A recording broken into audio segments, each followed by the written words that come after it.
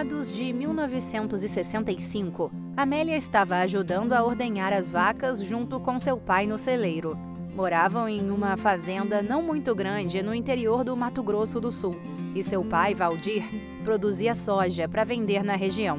Não eram ricos, mas conseguiam ter uma vida razoável. Amélia tinha 15 anos e era muito inteligente. Queria muito estudar, igual aos seus irmãos mais velhos, os quais iam para a escola todos os dias.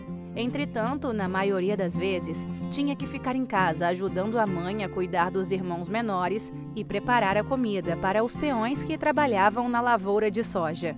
Como gostava muito de estudar, mesmo não frequentando a escola regularmente, pedia ao pai que comprasse livros para ela aprender em casa. Valdir achava que estudo era coisa de homem e que ela tinha que focar em aprender a cuidar da casa e treinar para ser uma boa esposa no futuro.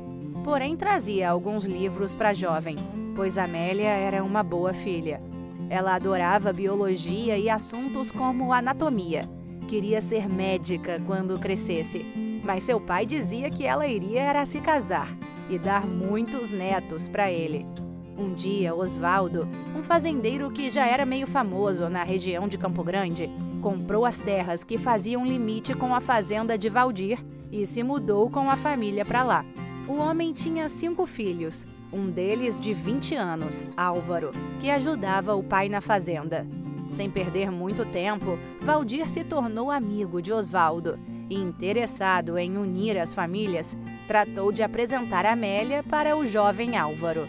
A garota não estava muito interessada no início, pois queria mesmo era ir para a capital estudar e tentar entrar na faculdade. Mas o pai insistiu que conhecesse o rapaz e desse uma chance a ele. Os dois se conheceram e Amélia o achou muito bonito. Álvaro também gostou da jovem. Assim começaram a se encontrar todos os dias. Mesmo não tendo aquela química e paixão fervente, ambos se gostaram muito e logo começaram a namorar.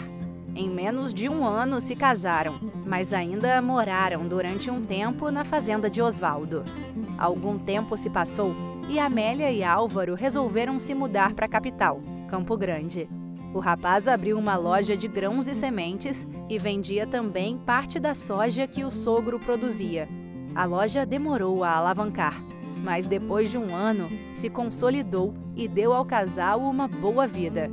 Amélia ainda sonhava em estudar, mas o marido, apesar de não tratá-la mal, não concordava muito. Álvaro tinha um pensamento bem tradicional, parecido com o pai de Amélia, e dizia à esposa que ela não precisava se formar e nem ser médica, já que era ele quem deveria trazer o sustento para casa.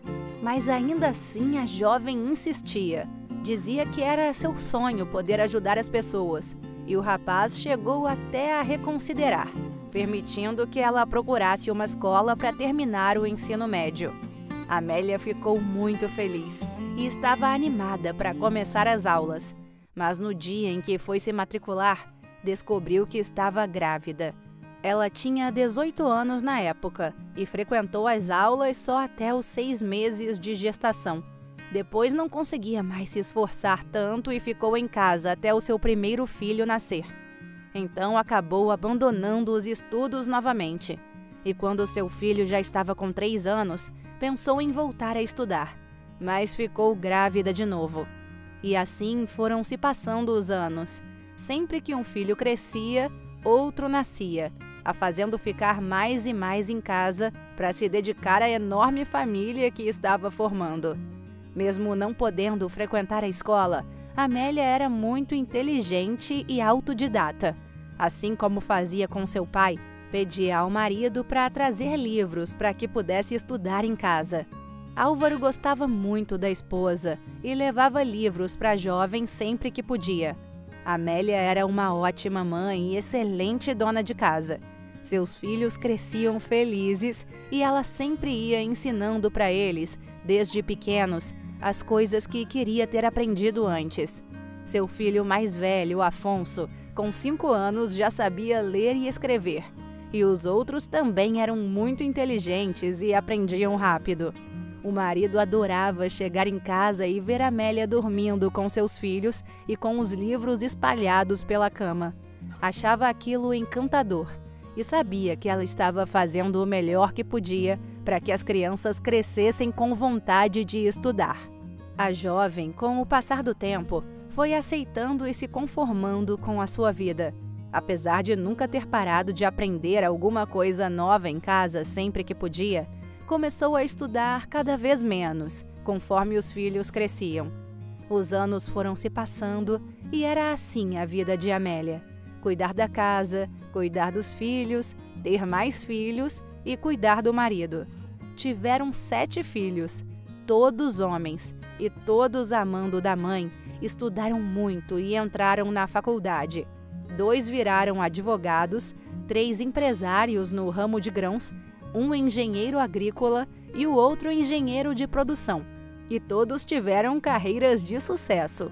Com exceção dos que se formaram em advocacia, os outros filhos trabalhavam com as fazendas dos avós e as lojas de grão do pai. Logo se casaram e começaram a formar suas famílias.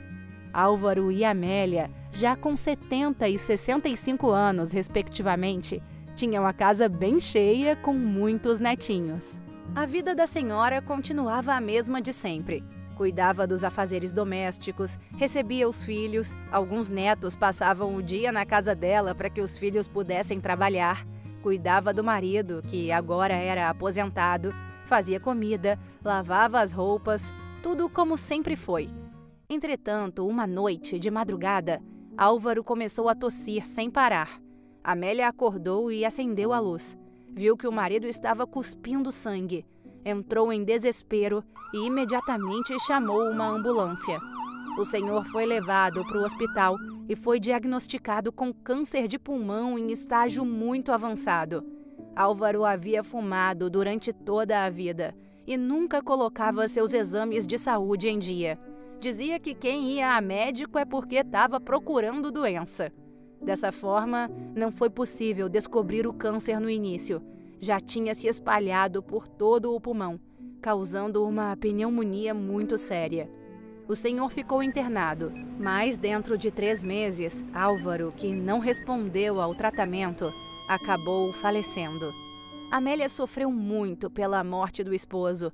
Chorava todas as noites abraçando o travesseiro de seu marido, sentindo seu cheiro. Álvaro tinha sido um ótimo companheiro e havia lhe dado uma família grande, linda e unida. Se sentiu só, se alegrando apenas quando seus filhos e netos iam a visitar. Os anos foram se passando e alguns de seus netos já estavam grandes. Então a senhora cuidava apenas dos mais novos. Seus filhos deixavam os pequeninos durante a manhã e a tarde na casa da mãe e os buscava à noite. Amélia ficava sozinha naquela casa enorme que ela e Álvaro haviam construído. Então voltou a ler os livros didáticos que tinha na residência. Seus netos, todo final de ano, levavam para ela vários livros que tinham usado na escola, já que sabiam que a avó gostava de aprender coisas novas. A senhora também começou a assistir vários vídeos na internet sobre biologia, que ainda gostava muito. E isso reavivou um desejo antigo em seu coração, de ser médica. Amélia não se arrependia de ter dedicado sua vida aos filhos e netos, mas imaginava como teria sido se tivesse se formado em medicina e ajudado muitas pessoas. Então, num belo dia, Amélia estava no mercado fazendo as compras do mês, quando, voltando para casa, viu em um outdoor a propaganda de um cursinho preparatório para vestibular. Naquele instante, pensou: eu vou fazer medicina. Mas, ao conversar com seus filhos, eles disseram: não, mãe, é loucura. A senhora não precisa disso. Nós conseguimos cuidar da senhora.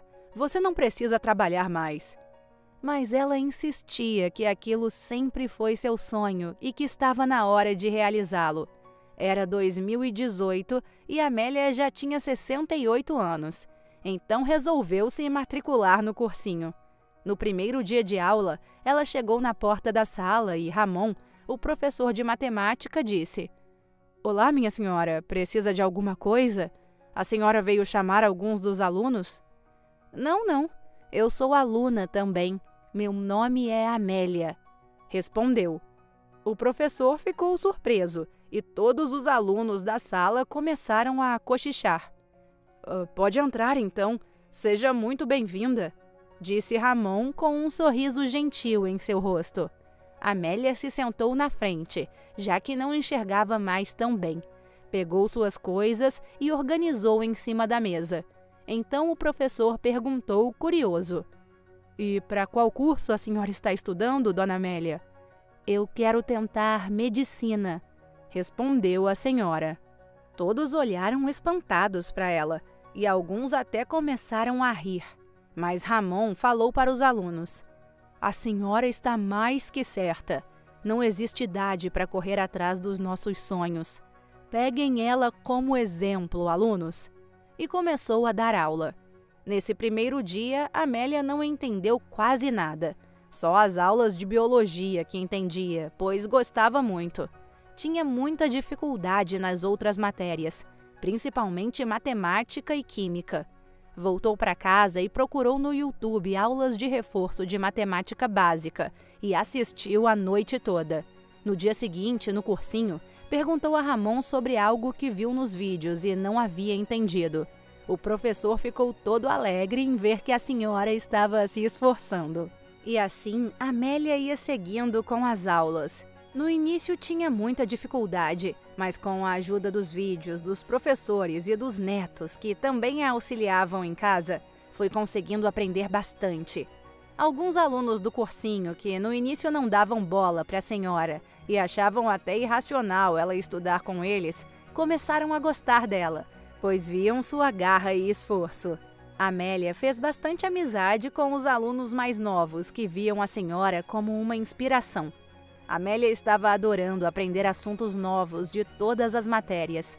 Na primeira tentativa do vestibular, a senhora não foi aprovada nem sequer na primeira fase, coitada.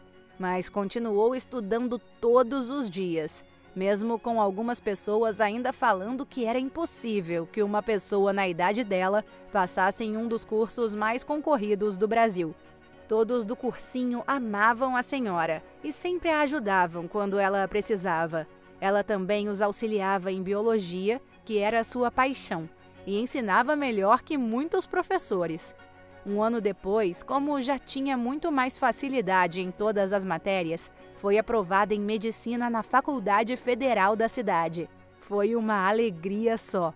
Os alunos organizaram uma festa de despedida do cursinho para Amélia e todos a aplaudiram muito, fazendo a senhora chorar. Amélia tinha 69 anos quando passou em medicina, concretizando que era sim possível realizar seus sonhos, independente da idade. No primeiro dia de aula da faculdade, Amélia estava muito ansiosa. Se arrumou, pegou seus materiais e um de seus filhos a levou até a universidade. Quando entrou na sala, os alunos pensaram que ela era a professora, mas ficaram chocados quando ela se sentou em uma das cadeiras ao lado deles. Havia alunos que não eram tão novos na turma, como, por exemplo, pessoas de 28, 30, 33 anos, mas nada como Amélia. O professor da aula chegou e ficou surpreso em ver uma pessoa idosa na sala, mas se alegrou. E assim como Ramon, o professor do cursinho, parabenizou a senhora por não ter desistido de seus objetivos e incentivou os outros alunos a levarem como um exemplo. Alguns alunos já gostaram dela logo de cara, enquanto outros tinham um pouco de ranço. Mas ao longo do curso, todos se simpatizaram muito por Amélia. Foram anos muito intensos e puxados para a velha senhora. Amélia já não era mais tão jovem e tinha muita dificuldade em determinadas matérias, mas com a ajuda de seus colegas, sempre conseguiu seguir adiante e passava com notas muito boas. Era uma ótima aluna e todos os professores tinham orgulho de tê-la em suas aulas. Os anos foram se passando e Amélia, cada vez mais apaixonada pela medicina, se destacava pelo esforço e logo conseguiu um estágio no maior hospital da cidade. Assim como no cursinho e na faculdade, A primeira impressão das pessoas ao seu redor era a mesma, de espanto. Mas logo todos ficavam fascinados com a capacidade que ela tinha de fazer com que os pacientes gostassem dela e com como era esforçada e inteligente, fazendo com que a idade dela nem importasse. Amélia tornou-se uma das melhores residentes do hospital.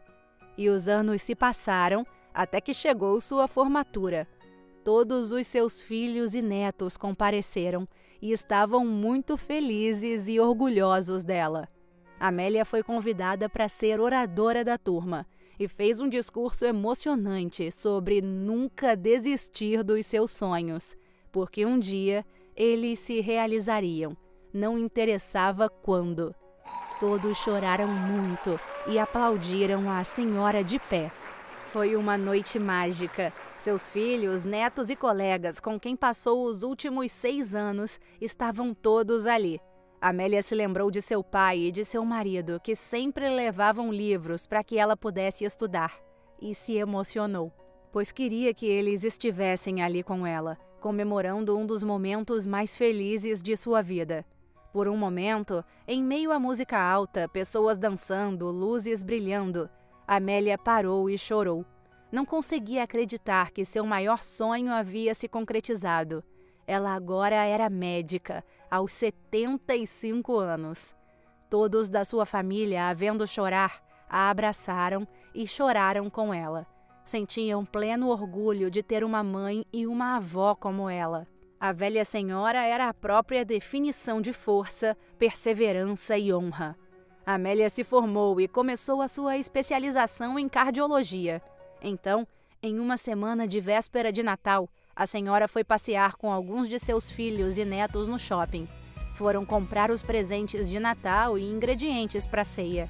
Todos os anos, sua família fazia uma grande festa na véspera e um amigo oculto para comemorar o fim de mais um ano. Compraram todos os presentes primeiro e depois foram almoçar. Chegando em casa, já começaram os preparativos para a ceia de Natal. Suas noras a ajudavam a preparar as comidas que seriam servidas e seus netos já estavam enfeitando a casa com luzes e guirlandas por todos os lados. Logo foi caindo a noite e todos começaram a chegar. A casa estava cheia com seus 7 filhos e esposas, seus netinhos, namoradas e namorados dos netos adultos e alguns amigos. Estavam todos muito animados. Tinha música, dança, algumas pessoas conversando aqui, outras ali. Tudo estava perfeito. Amélia olhava para todas aquelas pessoas e se orgulhava da família que tinha construído. Mais tarde, antes da virada, começaram o amigo oculto e foi uma alegria só. Todos riram, se divertiram muito e trocaram muitos presentes. E então chegou o momento mais aguardado da festa, a ceia. À meia-noite, todos comemoraram o Natal se abraçando. Depois começaram a ceiar. A mesa estava linda, cheia de pratos maravilhosos e um pernil recheado com queijo e bacon e molho de amendoim que dava água na boca de qualquer um que olhasse. Mas logo aquela felicidade toda se transformaria em aflição, quando Melissa, a namorada de Gabriel, um dos netos, ao comer o pernil ficou sem ar e começou a tremer. A jovem, que era alérgica a amendoim, caiu no chão e começou a sufocar. O neto de Amélia gritava completamente desesperado e a senhora imediatamente correu até a moça e pediu para que chamasse a ambulância. "Você é médica, vó. O que está acontecendo?" disse Gabriel, aflito. Amélia olhou para a garota e seu rosto estava inchado e percebeu que a garganta da jovem estava tampada. Por isso ela estava sufocando. Viu que se tratava de alergia a alguma coisa que ela comeu e que Melissa estava tendo um choque anafilático. Amélia precisava de adrenalina para aplicar na perna da jovem, mas não tinha isso em casa e não dava para esperar até que a ajuda chegasse. Então, imediatamente a senhora pegou uma faca que estava em cima da mesa e uma garrafa de vodka e gritou para que alguém buscasse uma caneta Bic. Derramou a bebida na faca, nas mãos e no corpo da garota. E com muita delicadeza, mas rapidamente, fez um buraquinho embaixo da traqueia da jovem e enfiou no buraquinho apenas o tubo transparente da caneta Bic. Imediatamente, Melissa voltou a respirar. Todos ficaram aliviados ao ver a garota respirando. Logo, os paramédicos chegaram e aplicaram a adrenalina na jovem, fazendo com que todo o seu rosto e pescoço desinchassem. E antes de levarem Melissa para o hospital, disseram à senhora que se ela não tivesse agido rápido, a garota não teria sobrevivido. E todos ali, seus filhos, netos e até os paramédicos, começaram a bater palmas para Amélia, que ficou muito emocionada por finalmente ter ajudado alguém como tanto desejou.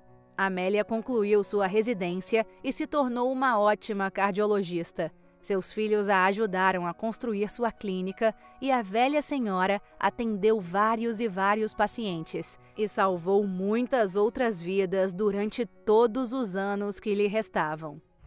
Maxwell tinha 60 anos e era um agiota famoso na cidade, conhecido por emprestar dinheiro com juros exorbitantes e por suas táticas intimidadoras de cobrança. Ele era temido por muitos e evitado por todos, mas por trás da fachada de durão, era um homem solitário e infeliz. Não tinha amigos nem parentes próximos, nunca se casou e nem teve filhos. Morava em uma casa ótima, com muito conforto, mas tudo parecia sem sentido e vazio. Sua vida se resumia a trabalhar, ganhar dinheiro e pagar por tratamentos médicos que já não lhe traziam mais esperança. Um dia, o agiota recebeu a notícia devastadora de que tinha uma doença terminal. Ele havia sido diagnosticado com uma doença rara e incurável chamada Síndrome de Goodpasture. Tratava-se de uma doença autoimune que afetava os pulmões e os rins. Ele ficou muito abalado. Pouquíssimo tempo depois, Maxwell começou a sofrer com tosse seca e cansaço constante. Se sentia exausto com o mínimo de esforço e muitas vezes tinha dificuldade para respirar. Nessas horas, ele achava que ia morrer. Seus rins já não funcionavam tão bem quanto antes e ele precisava se submeter a diálises regulares para se manter vivo. A doença havia avançado rapidamente e os médicos tinham dito que não havia absolutamente nada que ele pudesse fazer. O agiota sabia que seus dias estavam contados e que em breve deixaria este mundo. Foi informado que não passaria de 2 meses, o que o devastou profundamente. A notícia foi um choque para ele, pois havia passado todos os seus dias evitando pensar na morte. Agora, ela era inevitável e iminente. Maxwell se deu conta de que havia desperdiçado toda a sua vida. Ele tinha sido egoísta e muito cruel com todos, havia ferido muitas pessoas e nunca se importava com o sofrimento alheio. Agora, ele tinha pouco tempo para consertar as coisas. Se sentiu sozinho, mais do que nunca, e se lamentou pelo rumo que sua vida tomou. Então decidiu que precisava fazer algo bom antes de morrer. Um dia, Maxwell acordou se sentindo mal e percebeu que um de seus remédios estava acabando. Resolveu ir até a farmácia que ficava próximo de sua casa para comprar mais. Enquanto caminhava de volta para casa, com sua respiração ofegante, os passos cansados, passou em frente a uma lanchonete onde se sentou e descansou um pouco. Pediu um suco para se refrescar e foi quando ouviu 2 senhoras conversando em uma das mesas. Curioso, ele voltou sua atenção para elas e ficou ouvindo. Você não vai acreditar no que aconteceu com a filha do Rohan e da Mira. Roubaram o dote dela, o dinheiro que eles guardaram por anos para o casamento.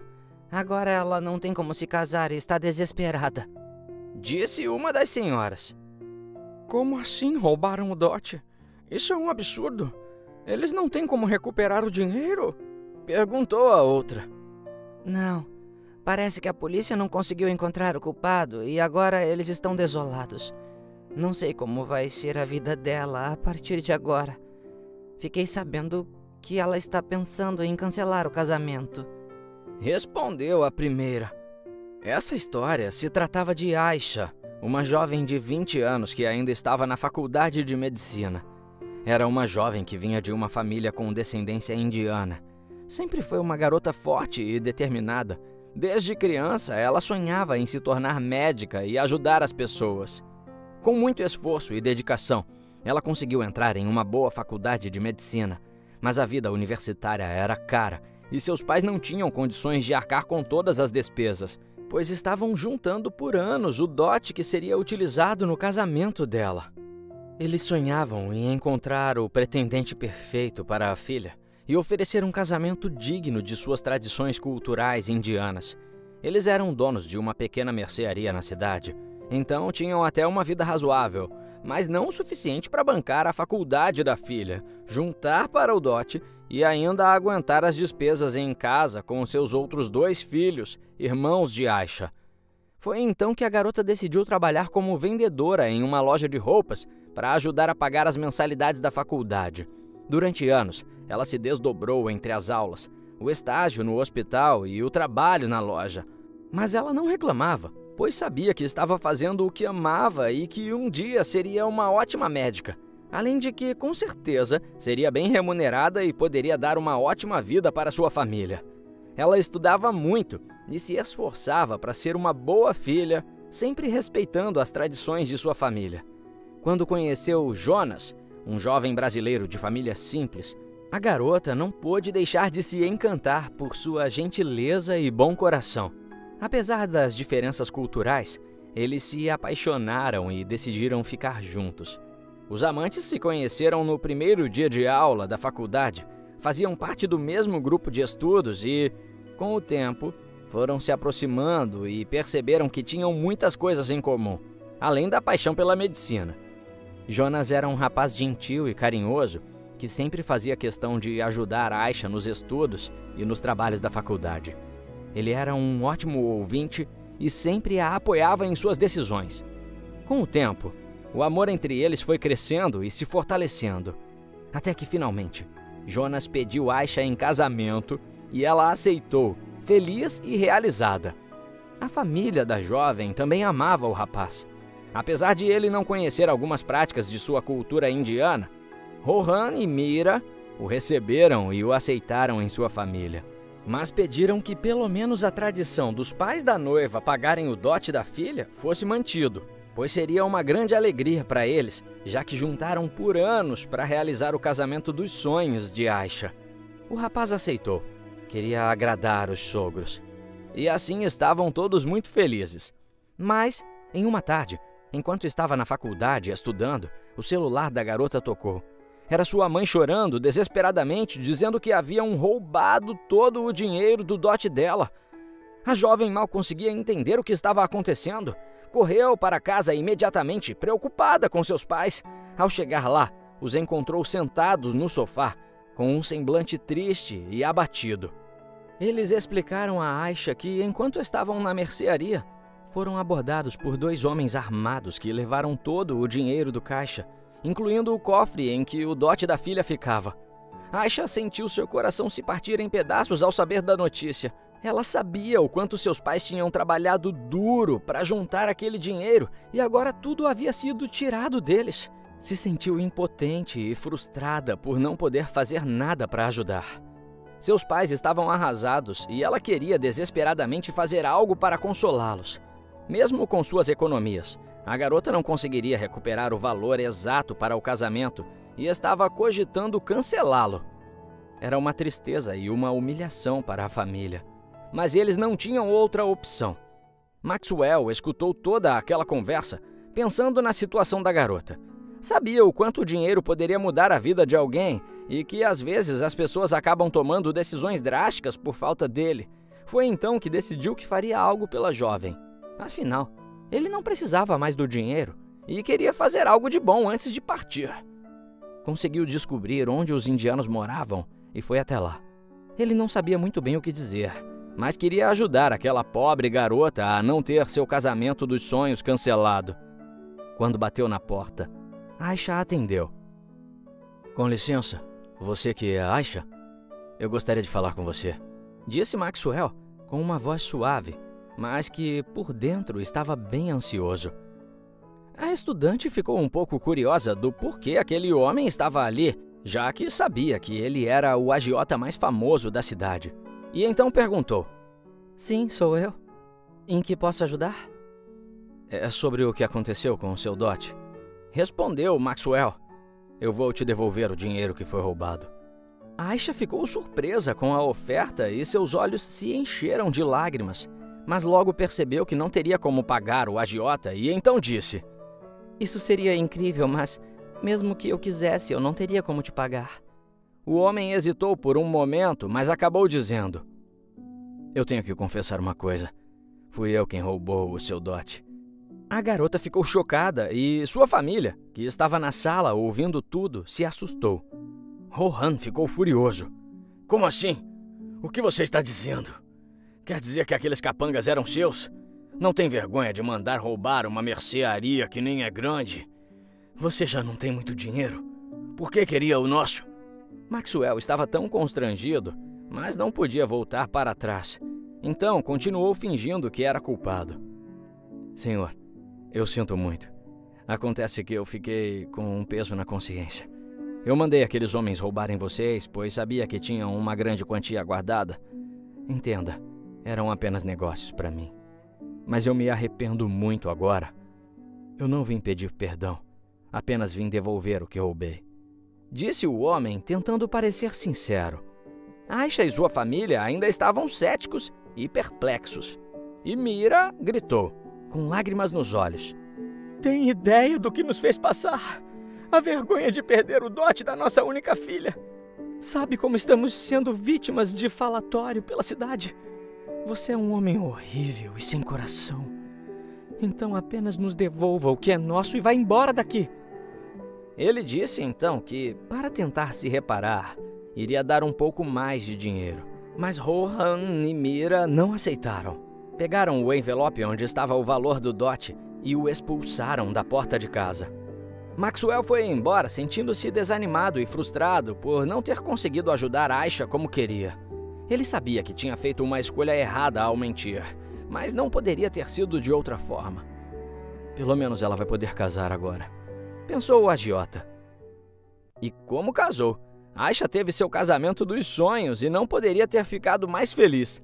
A cerimônia aconteceu em um belo jardim, decorado com milhares de luzes, flores coloridas e tecidos finos que balançavam suavemente com a brisa.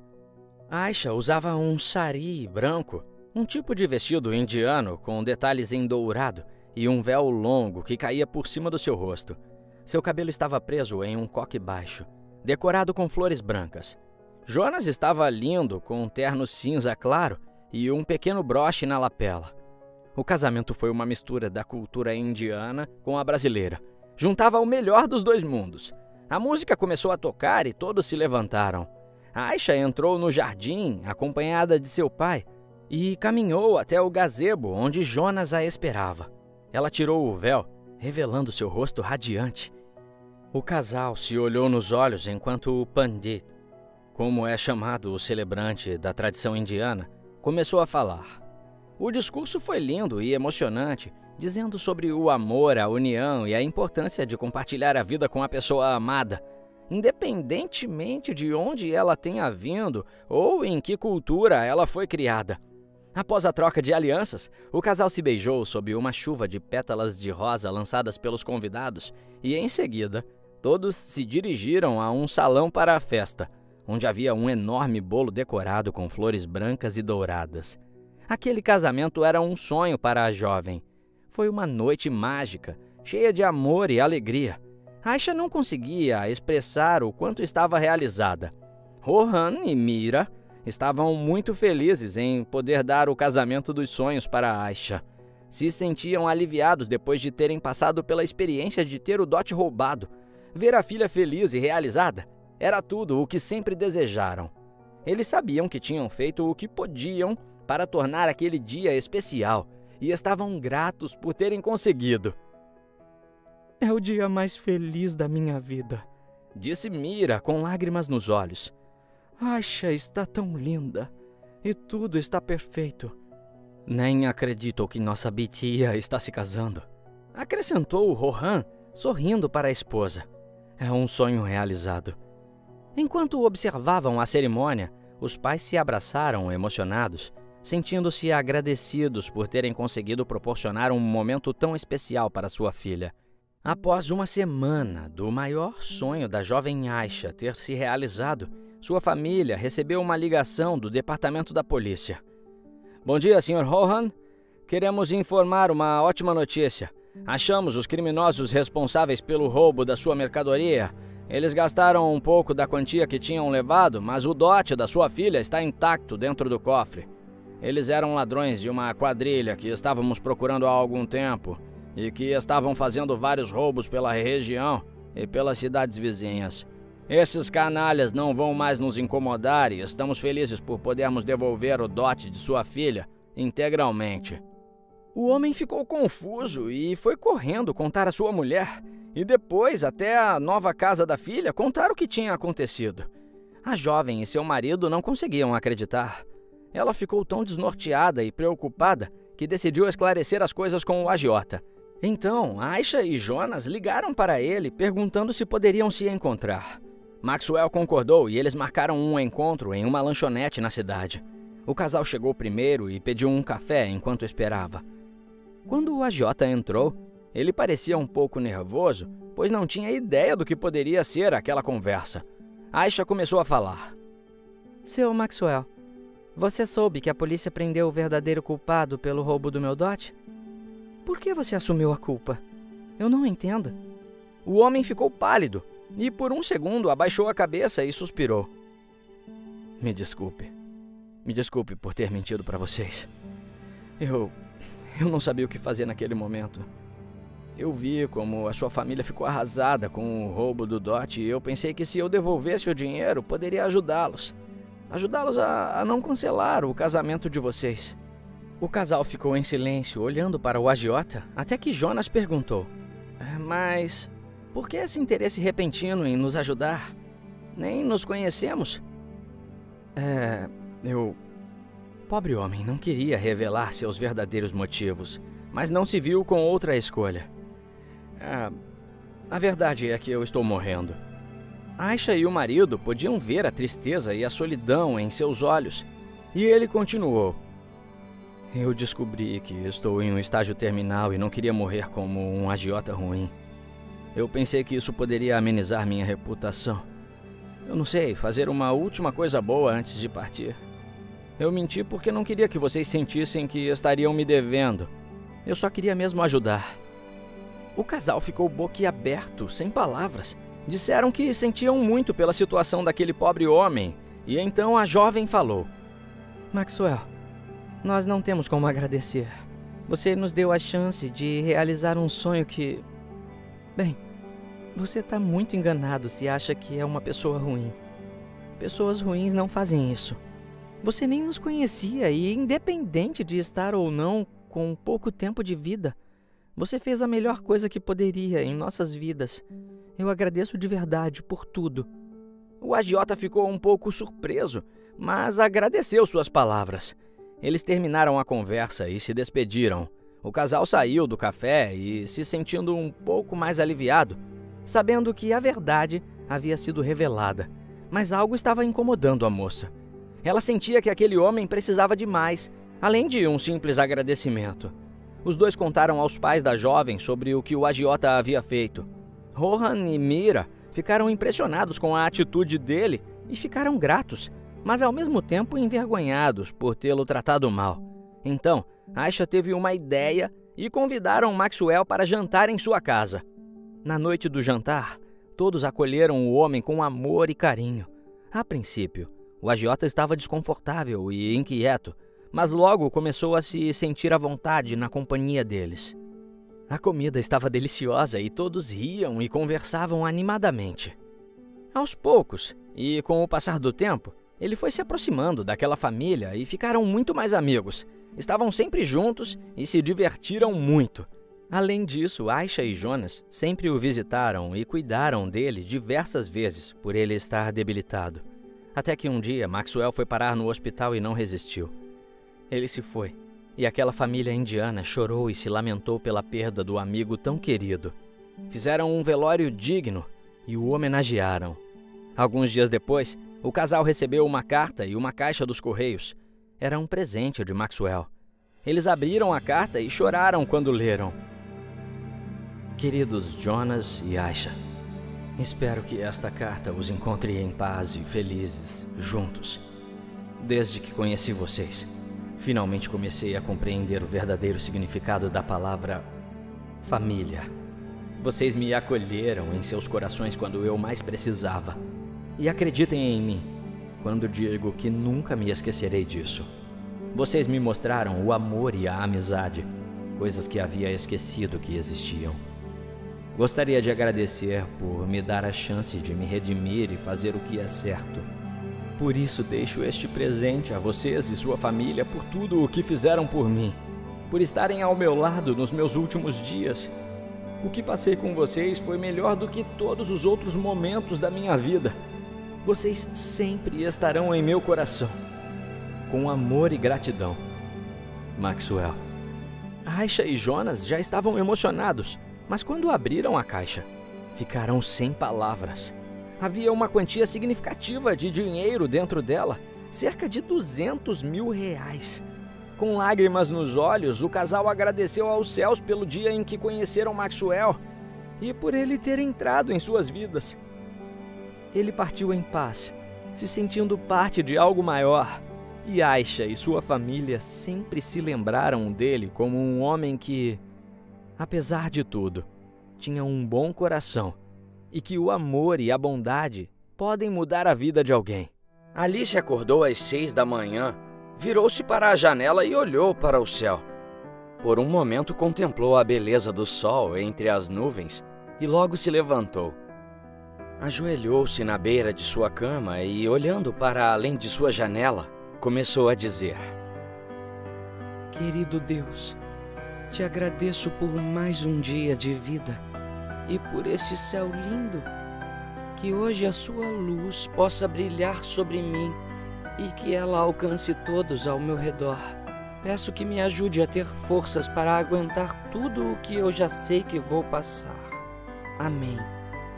Pobre Alice. No instante em que se levantou, um sentimento de tristeza invadiu seu coração, pois sabia o que a aguardava na escola. Foi se arrumar e saiu para ir para a aula. Ela estava no 2º ano do ensino médio e não tinha amigos. Todos a achavam estranha, diziam que se vestia de forma esquisita. Alice não podia se arrumar muito ou passar maquiagem, porque seu pai, um homem muito religioso, achava que assim ela iria atrair atenção indesejada. Chegando lá, alguns alunos já soltaram seus comentários maldosos sobre ela. Bom dia, freira! Jesus deixou você sair do quarto hoje? Todos riam dela, mas Alice já estava acostumada, então apenas deixou para lá. Alice era uma garota tímida, retraída e muito religiosa. Seus pais eram rígidos e aconselhavam a filha a fazer amizades apenas com quem fosse da igreja. Era motivo suficiente para que seus colegas caçoassem dela sem parar. Mas mesmo assim, sempre que tinha a oportunidade, Alice tentava espalhar sua fé, pois sabia que era o melhor para eles. Estava convencida de que Deus tinha um plano para ela e que as coisas iriam melhorar um dia. A jovem não era de família rica. Seu pai, Raul, trabalhava na igreja como zelador e sua mãe, Cleide, era costureira. Quando seu pai ficou doente, Alice tentou vender doces para conseguir uma renda extra para sua família, o que fez com que alguns alunos a zoassem dizendo que Deus era quem tinha que pagar as suas contas. Alice sofria muito na escola, mas era uma menina muito inteligente, esforçada e estudiosa. Seu sonho era se formar no ensino médio logo e entrar em uma faculdade onde ninguém a conhecesse, porque assim poderia ter uma vida nova e fazer amizades. Certo dia, em uma aula de matemática, o professor disse: Alice, pode vir resolver esta equação aqui na frente? A jovem se levantou e, quando estava indo em direção ao quadro, ouviu todos rindo muito. Sem entender, continuou andando.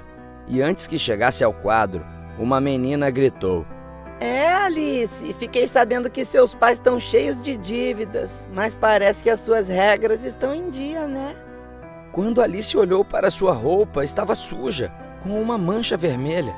Envergonhada, começou a chorar e saiu correndo para fora da sala. Todos os seus colegas pareciam que tinham muito prazer em vê-la sofrer, o que machucava profundamente Alice. Sempre que podia, se sentava em um banco afastado no fundo da escola, no intervalo das aulas, e olhava para o céu. Suspirava e imaginava como seria se sua vida fosse diferente. Gostava de compartilhar esses pensamentos com Deus, que era seu único amigo. Em um desses momentos, no recreio, alguns meninos da mesma sala que ela a pegaram falando sozinha. Quando perguntaram o motivo ou com quem ela estava falando, ela disse que estava conversando com Deus. Obviamente, todos ao redor começaram a rir e a caçoar ainda mais da jovem. Alguns até disseram que Deus não existia, porque se existisse não teria coragem de criar uma pessoa tão feia e estranha como ela.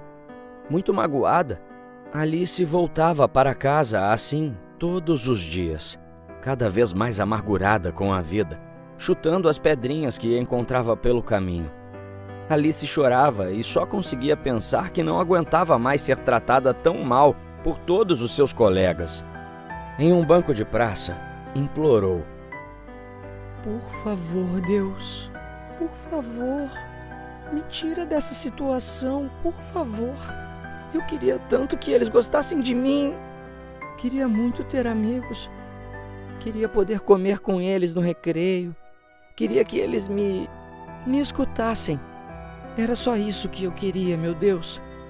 Várias vezes Alice comia escondida no banheiro para não ser vista pelas patricinhas que sempre faziam bullying com ela. Em especial Giovanna, a garota popular e que era a líder das outras meninas. A mimada se achava a pessoa mais bonita e especial da escola e não suportava a Alice, por ser diferente dela e por não demonstrar a invejar, assim como todas as outras garotas da escola. Giovanna era convencida e mimada. Seus pais davam tudo o que queria. Então achava que a escola era o reino onde ela era a rainha. Giovanna também era a arquiteta por trás da maioria das maldades que Alice sofria. Elas puxavam seu cabelo, chamavam de esquisita, colocavam chiclete na sua mochila e nas suas costas, além de bilhetinhos maldosos que Alice só percebia quando chegava em casa. Era assim o tempo todo, todos os dias. O tempo foi passando e nada melhorou. Alice continuava acordando no mesmo horário, ajoelhando e pedindo a mesma coisa para Deus, mas nada mudava. Ainda assim, Alice nunca perdeu ou enfraqueceu a sua fé. Chegando o mês de setembro, Alice se animou, pois era o mês do seu aniversário de 16 anos. Ela pediu a Deus todos os dias desse mês para que seu presente fosse ter amigos, que seus colegas gostassem dela. Em um dia, durante uma das aulas, os jovens decidiram realizar uma festa arquitetada por Giovanna no fim do mês, já que os pais da mimada tinham um salão de festas e faziam todas as suas vontades. Seria uma espécie de balada. Alice resolveu não ir, já que seus pais não iriam deixar mesmo. Então, na manhã do dia 27 de setembro, Alice acordou, virou-se para a janela e olhou para o céu esperando ver um dia lindo, com um sol radiante e nuvens bem branquinhas. Mas ao invés disso, para sua decepção, o tempo estava nublado, com um céu cinza e muita ventania. A previsão dizia que iria chover muito e Alice odiava dias chuvosos. Se sentia desanimada só de olhar lá para fora. Ainda assim, se arrumou e, quando estava saindo para ir para a escola, Cleide a chamou. "Alice, meu bem, pode vir aqui na cozinha um minuto?" Alice, então, seguiu sua mãe e, chegando na cozinha, se deparou com um bolo pequeno de chocolate e granulado, escrito "Parabéns, Alice", e duas velhinhas, com os números 1 e 6 na cor rosa. Seus pais começaram a cantar parabéns e a jovem ficou muito emocionada. Era filha única e, ainda assim, nem todo ano seus pais tinham condições de fazer um bolo para comemorar seu aniversário. Ela sabia que as coisas não estavam fáceis financeiramente. Então, essa surpresa a deixou explodindo de felicidade. se deliciou comendo um pedaço de bolo e, antes de terminar, sua mãe chegou com uma caixa toda enfeitada, deu para ela e disse: Espero que goste. Não é comprado, mas eu fiz do jeito que você queria. Abre. Abriu a caixa e lá estava uma blusinha de frio azul da cor do céu, com as mangas bordadas em renda. Cleide sabia que azul era a cor favorita da filha, e dias atrás, quando a família voltava da igreja e passaram na frente de uma loja de roupas, Alice ficou maravilhada com uma blusinha de frio azul clarinho com uns bordados em renda nas mangas que estava exposta na vitrine. Sabendo como aquela blusa era muito cara para eles e que sua mãe não podia comprar, o coração de Alice se encheu de alegria ao perceber que sua mãe tinha feito uma igual para ela. Vestiu a blusa, abraçou seus pais e disse: Eu adorei tudo. Eu amo muito vocês. Ela então saiu para ir para a escola. Chegando lá, as patricinhas já começaram a tirar sarro da blusa de Alice, dizendo que era feia. Quando a jovem disse que tinha sido um presente de sua mãe, as meninas falaram: Pois nós trouxemos um presente para você também. Vamos te dar no recreio. Você vai gostar muito mais. Alice não acreditou e foi para a aula toda curiosa. Na hora do recreio, estava comendo no pátio, pois chovia e não poderia ir para o banco no fundo da escola. Foi então que as patricinhas chegaram. Giovanna falou: Olha o que temos para você. Alice não podia acreditar. Era um bolinho de aniversário. Elas colocaram o bolinho em cima da mesa e começaram a chamar o pessoal para cantar parabéns. Vem, gente! Vamos cantar parabéns para Alice! Alice expelia felicidade, sem ainda acreditar que aquilo estava acontecendo. Eles colocaram uma velinha em cima do bolo e acenderam. Começaram a cantar parabéns e Alice ficou tão feliz, até que a velinha, ao terminar de queimar, explodiu um balão de tinta preta que estava dentro do bolo. O bolo era falso. Aquilo não passava de mais uma maldade. Alice ficou toda suja de tinta e sua blusinha nova toda manchada. Giovanna, gargalhando, disse: Aproveita e vai assim na nossa festa hoje. Todos riram da pobre Alice. Saiu correndo e se trancou no banheiro da escola até a hora de ir embora. Chegando em casa, chorando muito, seus pais não acreditaram no que viram. Coitada da Alice. Sua mãe a abraçou e chorou com ela. Alice tomou um banho, se deitou e chorou o resto do dia. Ao anoitecer, seu pai foi ver como ela estava e a jovem abriu seu coração para ele, dizendo: Pai, eu não aguento mais. Eu não suporto mais aquela escola. Nada do que eu faço é suficiente. Eles não me querem lá. Eles nunca vão me aceitar. Tem alguma coisa de errada comigo, pai? Por que justo eu, que sou tão fiel a Deus, sofro tanto? Por que nada melhora? E continuou chorando. Raul, vendo sua filha se desmanchando em lágrimas, se sentou ao seu lado na cama e, com o coração apertado, falou: Escuta, minha filha, eu sei que você está sofrendo, mas tenho certeza que as coisas mudarão. Continue acreditando em Deus. E continuou dizendo: Você tem que ser forte, porque você nasceu para realizar grandes coisas. Com os olhos ainda cheios de lágrimas, perguntou: E que grandes coisas são essas, pai? Até agora eu só sofri. Raul, passando a mão no rosto da filha, secando um pouco suas lágrimas, disse: Deus sabe que grandes coisas são essas, minha filha. Você só tem que ter fé.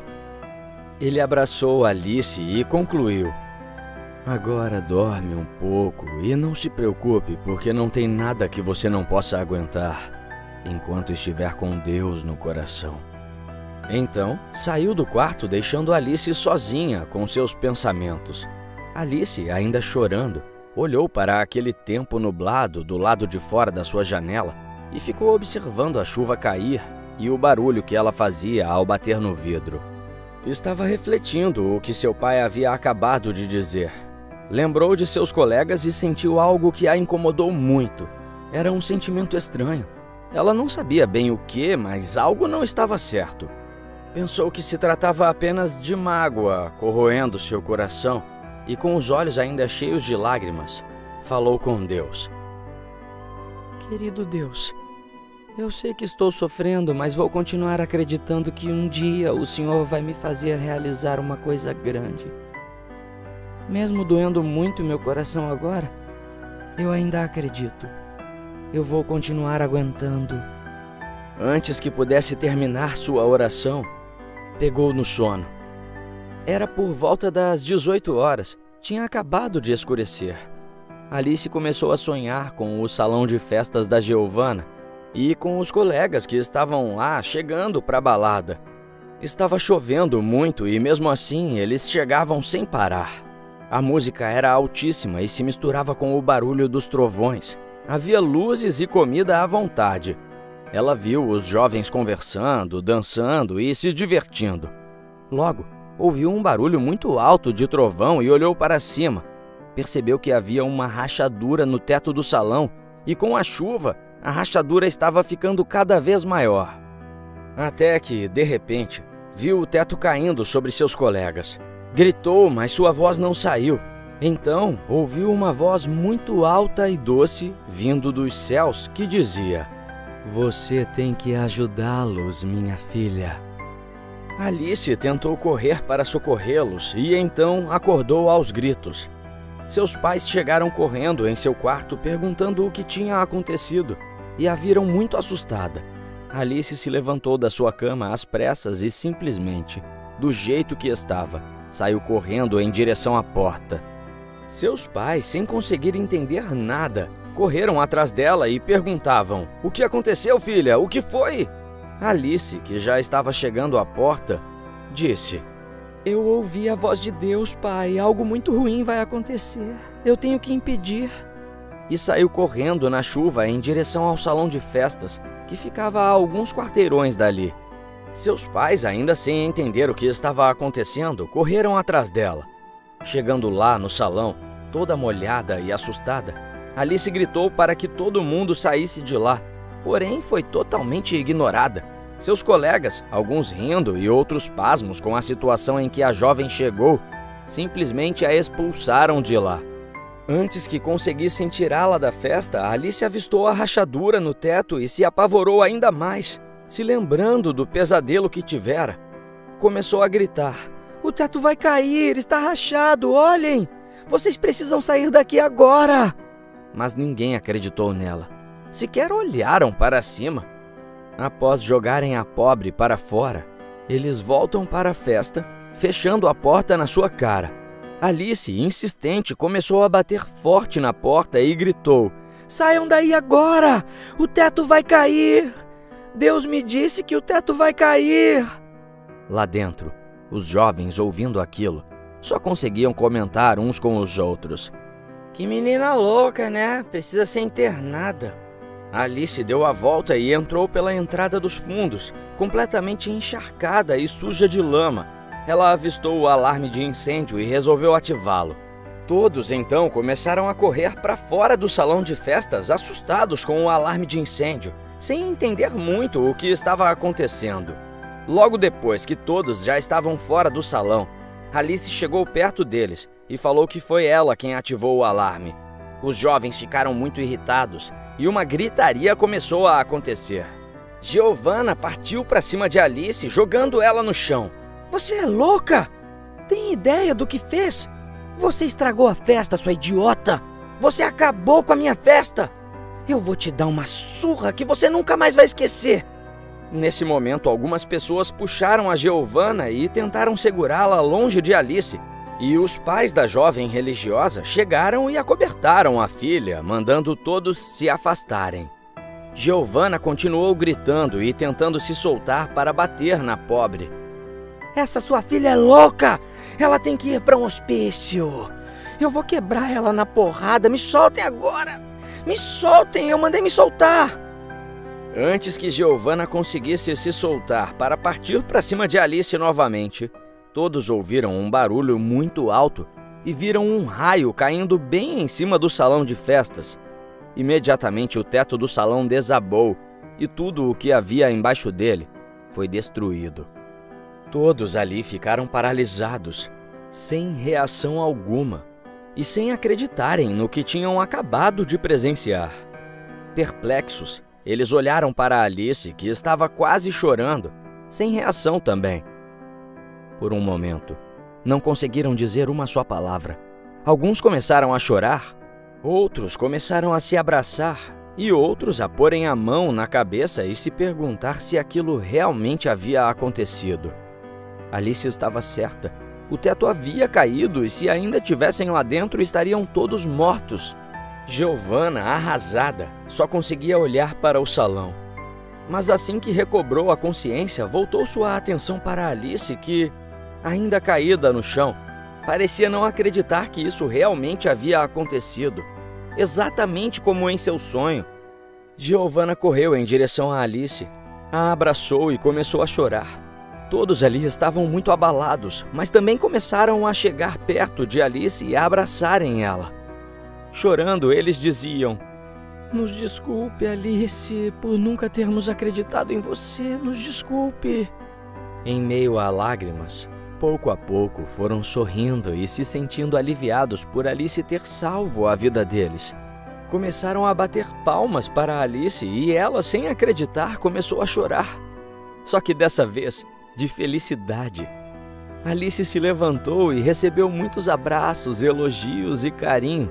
Seus pais começaram a chorar, vendo a filha recebendo todo o amor e atenção que sempre desejou por parte dos seus colegas.